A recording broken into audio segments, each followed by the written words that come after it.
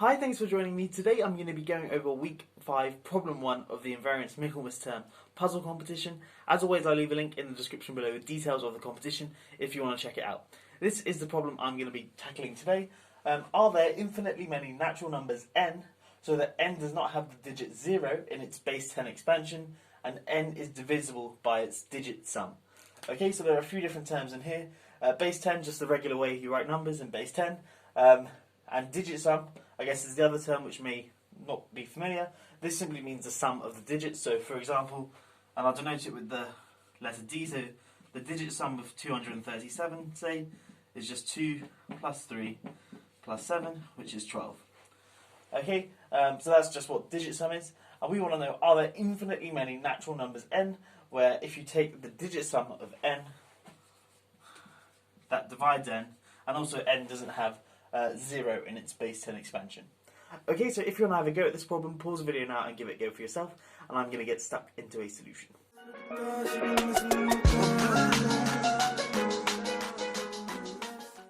Okay, so the solution is yes, there are infinitely many natural numbers with that property.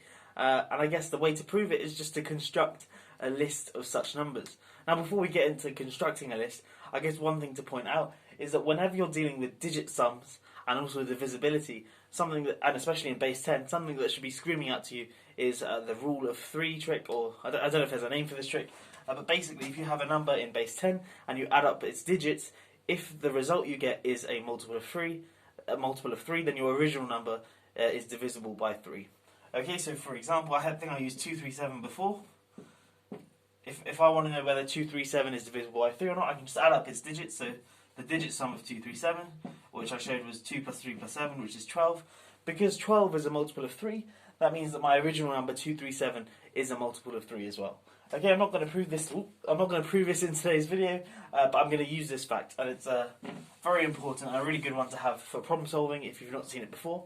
Okay, so what I want to do is use that trick and perhaps construct a list of an infinite list of numbers with the property. Okay, so firstly, what I'm going to do is suppose I have a number t with this property, or let's say n with this property. So suppose n is a natural number with the digit sum of n dividing n, and n doesn't have a 0 in its base 10 expansion. Now what we want to do is perhaps use n to construct another number which also has this property. Okay, and I claim that this number here, this new number, which I'll say call n tilde, which is going to be n star n star n.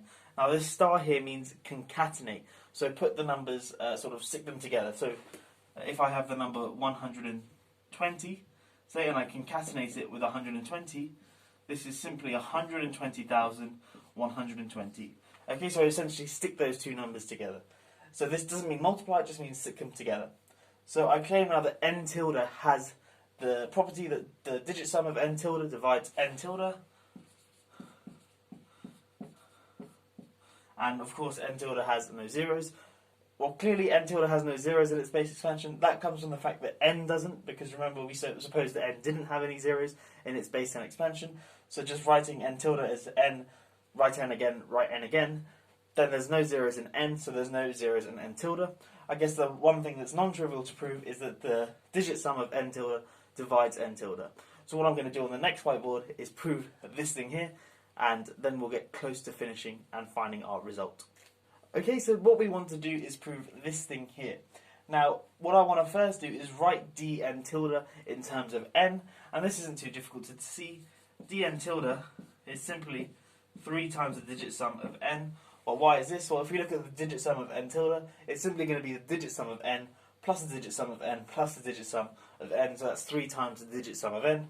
So let's just give an example. If n was, say, 27, then digit sum of n is equal to 20, or the digit sum of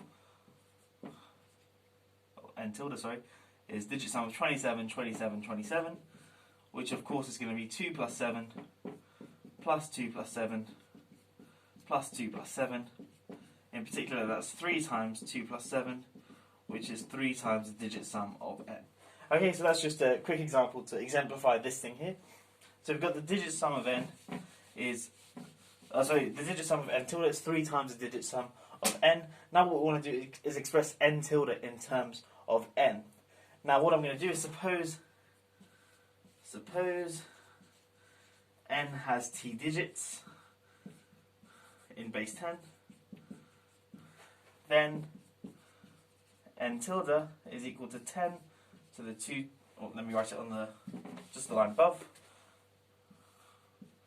then n tilde is equal to 10 to the 2 t plus 10 to the t plus 1 n. Okay, so let me prove, or at least exemplify this. This sort of just comes from by observing the definition of concatenation. It just means shoving the numbers next to one another. So let's look again at n equals 27 as an example. So that means that n tilde is going to be 272727. Okay, but this in particular is equal to 27 times 10 to the 4. Okay, 27 times 10,000 plus 27 times 10 squared, 27 times 100, and then plus 27. Okay, and then factoring out the 27, it's getting really messy, but factoring out the 27, and I get 10 to the 4 plus 10 squared plus 1, so 10 to the 4 plus 10 squared plus 1. Okay, and in this case, because 27 is a two-digit number, I have t equals 2, so my n tilde here is equal to 10 to the 2 times 2, which is 10 to the 4, plus 10 to the 2, which is the 10 squared there, plus 1 times 27, which is n. Okay, so hopefully that's exemplified this rule here. So n tilde is simply 10 to the 2t plus 10 to the t plus 1 times n, where t is the number of digits in n. Okay, so to prove dn tilde divides n tilde, that's equivalent to proving that 3dn divides 10 to the 2t plus 10 to the t plus 1 times n. Okay, so let me rumble this off. So we want to show that 3dn divides 10 to the 2t plus 10 to the t plus 1 times n. Now remember, by sort of assumption, d of n divides n. So it suffices to prove that 3 divides this number here. And this is actually quite easy to see because 10 to the 2t plus 10 to the t plus 1, well 10 I can write as 9 plus 1, so this is 9 plus 1 to the 2t plus 9 plus 1 to the t plus 1. Now when I look at the binomial expansion of this guy, the first 2t minus 1 terms are going to involve 9 to some positive power. So the first 2t minus 1 terms here are divisible by 9, but in particular divisible by 3. So when I look at this mod 3 sort of thing, those terms vanish. So I'm just left with a 1. Same thing here, I get the first t minus 1 terms are divisible by 9, and thus in particular divisible by 3. So I also get a 1 here, and then plus another 1. So this guy here is congruent to 0 mod 3. Okay, so this thing here is divisible by 3. So I get that 3 divides this thing here, and thus this new number n tilde has this property that dn tilde divides n tilde, and also n tilde has no zeros in its base 10 expansion.